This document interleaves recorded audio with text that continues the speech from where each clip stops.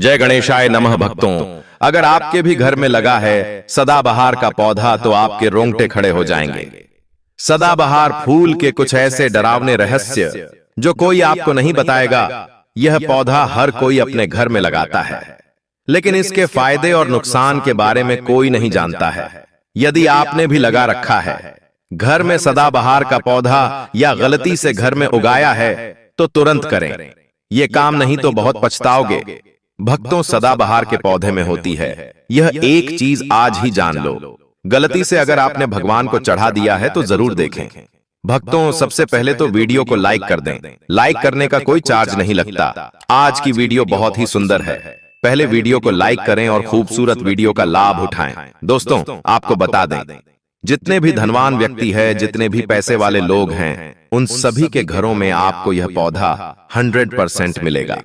और भक्तों, आपको बता दें कि सदाबहार का जो पौधा होता है उसमें कई फूल खिलते हैं। इसी के साथ आपको बता दें कि सदाबहार का पौधा होता है वह बहुत आसानी से उग जाता है और इसे कहीं पर भी आप बहुत आसानी के साथ उगा सकते हैं। भक्तों, आपको बता दें सबसे बड़ी बात कि यह जो सदाबहार के रंग बिरंगे फूल है ना, यह आपकी किस्मत को बदल देंगे। आपकी किस्मत को रातों रात चमका देंगे। जी हां भक्तों, जिस तरह से यह रंग रंग बिरंगे फूल होते हैं और जैसे यह रंग बिरंगे कलर के होते हैं, उसी तरह से यह आपकी जिंदगी में भी रंग बिरंगे रंग भर देंगे।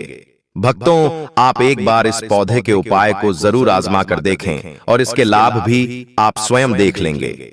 अगर आप भी अपने जीवन में बहुत मेहनत करते हैं, बहुत प्रयास कर रहे हैं जिंदगी में सफल होने का, मगर सफल नहीं हो पा रहे हैं और बार बार आपको असफलता का मुंह देखना पड़ रहा है, आप बार बार निराश हो रहे हैं, तब तो आपको यह उपाय जरूर ही कर लेना चाहिए। भक्तों, अगर कोई व्यक्ति कोई अपना व्यापार शुरू करता है, कोई नया बिजनेस शुरू करता है, कोई काम शुरू करता है और अगर उसे उसमें नुकसान होने लगे और उसका वह व्यापार न चले तो व्यक्ति बहुत परेशान हो जाता है और वह सोचने लगता है कि अब इस व्यापार को मैं बंद ही कर देता हूं। अब इस काम को करने से कोई फायदा नहीं है। जब इस काम से मुझे कोई मुनाफा ही नहीं हो रहा है, मेरी आर्थिक स्थिति अच्छी हो ही नहीं पा रही है। फिर व्यक्ति परेशान होकर सोचता है कि चलो हटाओ, रहने दो इस काम को, अब हम हटा देते हैं, बंद कर देते हैं, कोई दूसरा काम कर लेते हैं। और इसी तरह से व्यक्ति काम भी बदलते रहते हैं और दोस्तों बहुत कोशिश करते हैं, लेकिन उसके बावजूद उनको सफलता प्राप्त नहीं हो पाती है।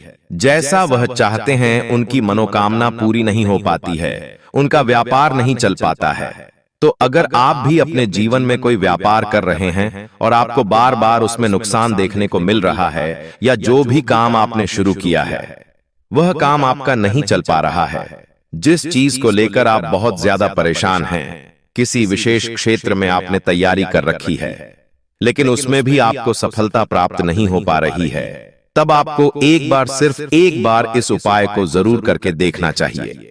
आप इसके लाभ, इसके चमत्कारी लाभ आप खुद देख लेंगे। इसी के साथ भक्तों, इस उपाय को वो लोग भी कर सकते हैं जिनके सर पर बहुत कर्जा हो गया है या जिसने किसी से बहुत ज्यादा उधार पैसा लिया है और वह कर्ज चुकाने में सक्षम नहीं है, चुका नहीं पा रहे हैं। लेकिन कभी कभी होता यह है कि व्यक्ति चाहे कितनी भी मेहनत कर लें, उसके बाद उसको सफलता प्राप्त नहीं हो पाती है। और भक्तों, दूसरी तरफ ऐसे भी लोग होते हैं जो दिन रात मेहनत करके धन कमाते हैं, लेकिन उनके हाथ में धन आते ही बहुत तेजी के साथ वह उनका चला जाता है। कभी बीमारियों में वह पैसा चला जाता है तो कभी किसी अन्य चीज में वहां पैसा उनका चला जाता है। दोस्तों, कुल मिलाकर आप कह सकते हैं कि उनका जो धन है वह अच्छे कार्य में कम जाता है, लेकिन बीमारियों में और बुरे कार्यों में ज्यादा उनका वह धन बर्बाद हो जाता है, जिसको लेकर वह बहुत परेशान रहते हैं और महीना खत्म होने से पहले ही उन्हें किसी न किसी से उधार लेना पड़ जाता है। और देखिए, उधार व्यक्ति कभी भी अपनी मर्जी से तो लेता नहीं है। जब व्यक्ति के ऊपर बहुत ज्यादा परेशानी आ जाती है, उसके जीवन में बहुत सारे कष्ट आ जाते हैं, जिसके चलते उस व्यक्ति को अपना घर चलाने के लिए और बहुत सारी आवश्यकताएं ऐसी होती हैं जिन्हें पूरा करना व्यक्ति का दायित्व होता है, जिसके चलते वह किसी न किसी से पैसा उधार ले लेता है, यह सोचकर कि अगले महीने उस पैसे को मैं चुका दूंगा। लेकिन दोस्तों, जैसे ही अगला महीना आता है, समस्याएं और परेशानियां खत्म होने का नाम ही नहीं लेती है, जिसके चलते उसके सर पर कर्जा बढ़ता ही चला जाता है और वह उस कर्ज को चुकाने में धीरे धीरे असक्षम होता चला जाता है। दोस्तों, उस कर्ज को चुकाने में उसे बहुत दिक्कतों का सामना करना पड़ता है, या कभी-कभी व्यक्ति इतना ज्यादा भी कर्ज में डूब जाता है कि उसकी उम्मीद के बाहर हो जाता है। भक्तों, अगर आपके जीवन में भी ऐसी कोई समस्या है तो आपको यह उपाय जरूर ही कर लेना चाहिए। भक्तों, हम आपको बताएंगे ऐसे चमत्कारी फूल के बारे में, ऐसे लाभदायक फूल के बारे में जिसका उपाय यदि आप कर लेते हैं तो आप खुद देखेंगे कि कितने ज्यादा चमत्कारी लाभ उस पौधे के हैं। यदि इसका सही प्रकार से उपयोग किया जाए, उपाय किया जाए और भगवान को यह फूल अर्पित कर दिया जाए तो यकीन मानिए आपके जीवन के सारे कष्ट, सारी परेशानियां तो दूर हो ही जाएगी, साथ ही साथ जो भी आपकी मनोकामना है वह बहुत जल्दी पूरी हो जाएगी। इसी के साथ भक्तों, आपके जीवन में अगर धन से जुड़ी समस्याएं बन चुकी हैं, आपके जीवन में धन आना बंद हो गया है, अगर आप चाहते हैं कि आपके जीवन में, आपके घर में धन की वर्षा होने लगे, तो आपको कुछ भी नहीं करना है, सिर्फ इस पौधे को अपने घर में लेकर आना है। और जब आप इसको अपने घर में लेकर आएंगे, अपने घर में लगाएंगे, तो यह खुद ही धन को खींचकर आपके घर में ले आएगा। भक्तों, इस उपाय को करने के बाद जब भी आप जो काम करेंगे उसमें आपको सफलता प्राप्त होगी। और इस उपाय को करने के बाद यदि आप मिट्टी भी बेचने जाएंगे ना, तो उससे भी आपको कई गुना लाभ प्राप्त होगा। तो आज की वीडियो में हम आपको 3 से 4 उपाय ऐसे बताएंगे जो सदाबहार फूल के ही उपाय है, और जिन उपायों को यदि आप कर लेते हैं तो आपको कई गुना लाभ मिल जाएगा। तो आपको सिर्फ इतना करना है कि आपको जो भी उपाय हम आपको बताएंगे उन्हें बहुत ध्यानपूर्वक सुनना है और उपायों को अच्छे से समझ के करना है, जिससे कि आपसे कोई भूल चूक न हो।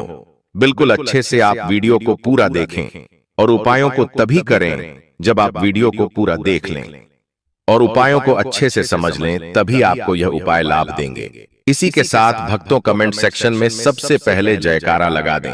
आप चाहें तो अपने इष्ट देव का जयकारा लगा दीजिए, किसी का भी आप जयकारा लगाएं, लेकिन जयकारा जरूर लगाएं। और अगर आप हमारे चैनल पर पहली बार आए हैं तो चैनल को जरूर सब्सक्राइब करें और वीडियो को लाइक जरूर कर दें। तो चलिए जल्दी से हम आपको बता देते हैं कौन कौन से हैं वह उपाय है। दोस्तों, यह तो आप सभी जानते हैं कि संसार में बहुत तरह के वृक्ष पाए जाते हैं और सभी वृक्षों का अलग अलग महत्व होता है। उन्हीं में से कुछ पेड़ पौधे, कुछ वृक्ष ऐसे होते हैं जो देवी तुल्य होते हैं। मतलब कहने का है कि जिन्हें देवी का दर्जा प्रदान किया गया है, जिन्हें देवताओं का दर्जा प्रदान किया गया है। जैसा कि आप जानते हैं, तुलसी का पौधा हो गया, पीपल का वृक्ष हो गया, बट वृक्ष हो गया, यह सभी बहुत पूजनीय पौधे माने गए हैं। तो आपको बता दें कि कुछ वृक्ष ऐसे होते हैं जिनमें दैवीय शक्ति होती है, जिनके अंदर बहुत अलौकिक चमत्कार होते हैं। अगर बात कर लें पीपल के पेड़ की, तो उसमें साक्षात श्री हरि विष्णु का वास माना गया है और समस्त देवी देवताओं का वास भी पीपल के पेड़ के अंदर माना जाता है। और अगर हम बात करें शमी के पेड़ की, तो उसे शनिदेव की तरह ही देखा जाता है। कहा जाता है कि शनिदेव का उसमें वास होता है। और अगर बात करें आंकड़े की, तो यानी कि हम जब आंकड़े का पेड़ देखते हैं, उसे निहारते, तो ऐसा लगता है कि गजानन को हम निहार रहे हैं। बेल का पेड़ हो गया, जो कि बहुत ही पूजनीय है, ये आप भी जानते हैं। तो आपको बता दें कि हर पेड़ की अपनी अपनी दिव्य शक्ति होती है, अपने अपने लाभ और अपने अपने चमत्कार होते हैं। भक्तों, अब मान लीजिए किसी भी पेड़ की जिनमें दैवीय शक्ति होती है, उनमें से किसी भी पेड़ की यदि हम सही प्रकार से पूजा कर लेते हैं, अच्छे से उपायों को कर लेते हैं, तो यकीन मानिए आप अपने जीवन की समस्त समस्याओं से छुटकारा पा सकते हैं। और दोस्तों, आप अपने जीवन में जो चाहे वह पा सकते हैं। बड़ी से बड़ी मनोकामना भी आप अपनी पूरी कर सकते हैं। और अगर हम बात करें सदाबहार के फूल की, तो सदाबहार एक ऐसा फूल है जो सदा खेलता रहता है, हमेशा यह खिला रहता है। इसी कारण इसे सदाबहार का फूल भी कहा जाता है।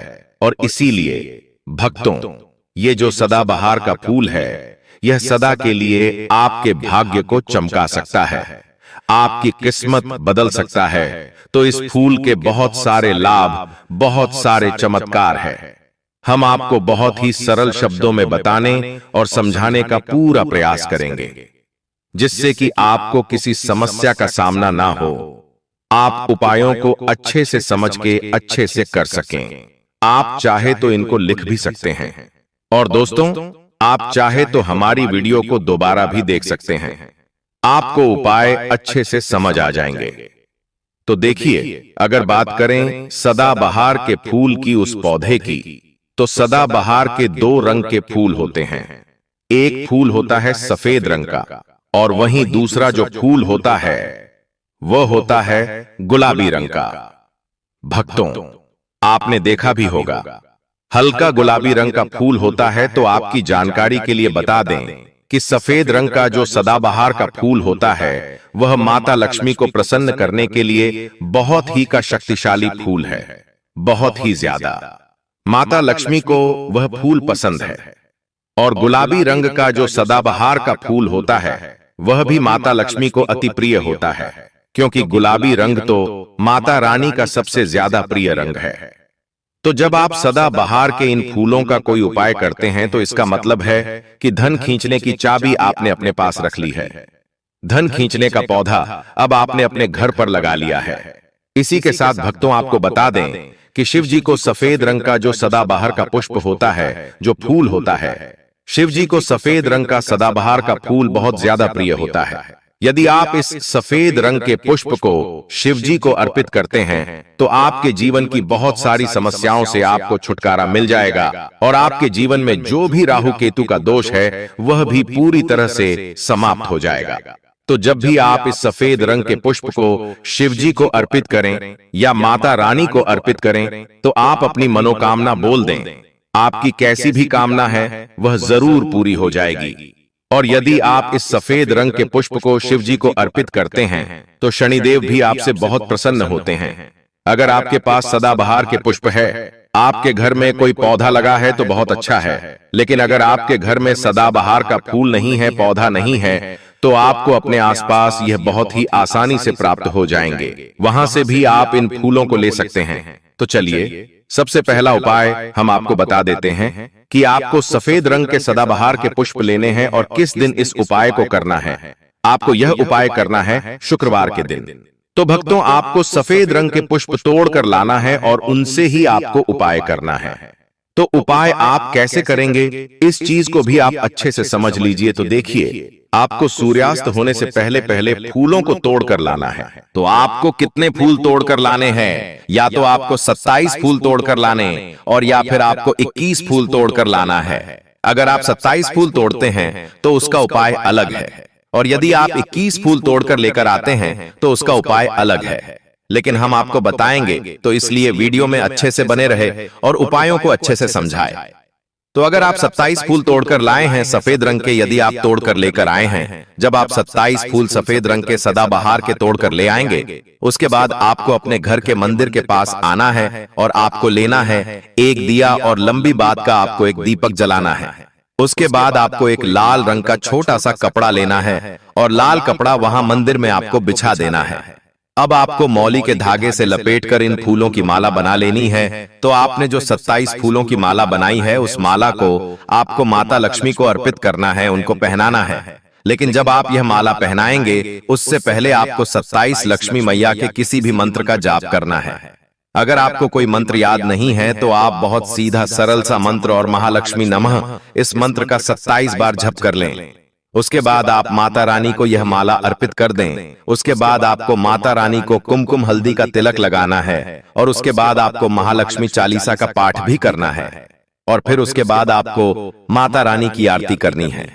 इस बात का ध्यान रहे कि जब आप चालीसा कर लेंगे, उसके बाद आपने जो लाल कपड़ा लिया है उस पर आपको हल्दी से स्वास्तिक बनाना है, और उस लाल कपड़े पर आपको जो स्वास्तिक आपने बनाया है, उस स्वास्तिक के ऊपर यदि आपने 21 फूलों की माला माता रानी को अर्पित करें है तो 21 चावल के दाने आपको स्वास्तिक पर रखने हैं, और अगर 27 फूलों की माला आपने माता रानी को अर्पित की है तो 27 ही चावल के दाने आपको स्वास्तिक पर रखने हैं। लेकिन ध्यान रहे कि चावल बिल्कुल भी टूटा फूटा खंडित नहीं होना चाहिए।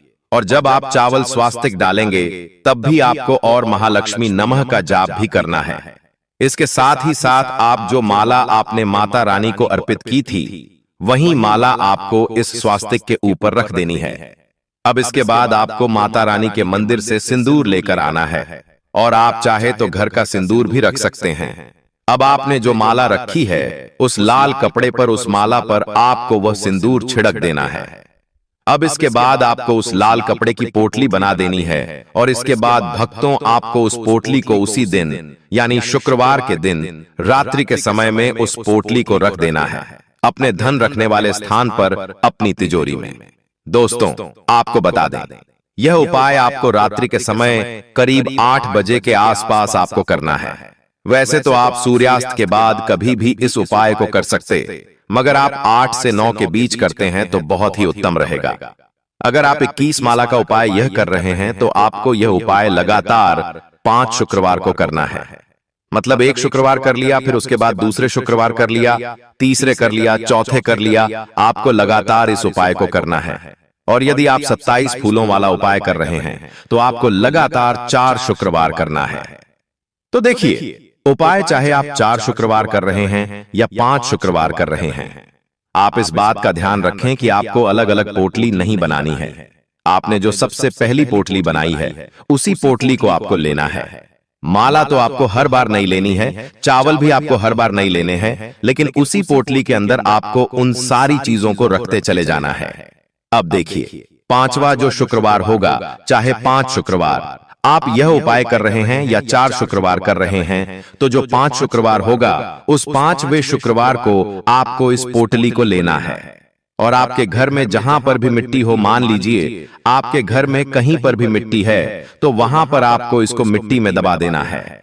और अगर मान लो आपके घर में कहीं पर भी नहीं है, पूरी जगह पर आपका फर्श है, तब आपके घर में गमला तो जरूर होगा, तो आप इसे गमले में दबा दीजिए। और आप इस चीज का पूरा ध्यान रखें कि आपको पोटली को पूरी तरीके दबाना है। आपने पोटली के अंदर जो माला रखी थी, जो चावल रखे थे, उन चीजों को आपको मिट्टी के अंदर डालना है। कपड़े को आपको मिट्टी के अंदर नहीं डालना है। जो लाल कपड़ा लिया है उसको आपको नहीं डालना है।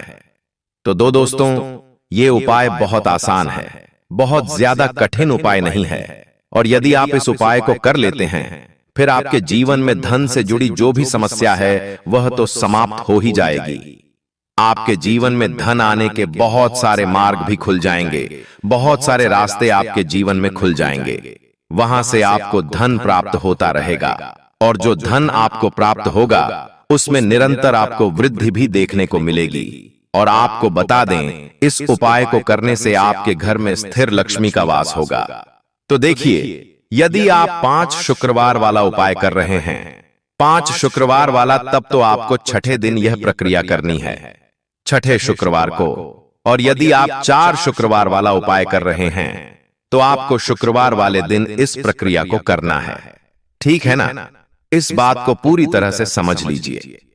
तो दोस्तों यदि आप इस उपाय को कर लेते हैं तो आप अपनी कैसी भी मनोकामना पूरी कर सकते हैं। इन छोटे सरल उपायों को करके आपको अपने मन में पूरी सच्ची श्रद्धा और पूरा विश्वास होना चाहिए, तब यह उपाय असर करते हैं। दोस्तों आज की वीडियो में बस इतना ही। मिलते हैं आपसे एक नई वीडियो के साथ में। एक बार सच्चे दिल से कमेंट बॉक्स में जय सीताराम, जय हनुमान, जय बागेश्वर धाम सरकार। और आपने अभी तक वीडियो को लाइक नहीं किया तो लाइक कर दें। धन्यवाद।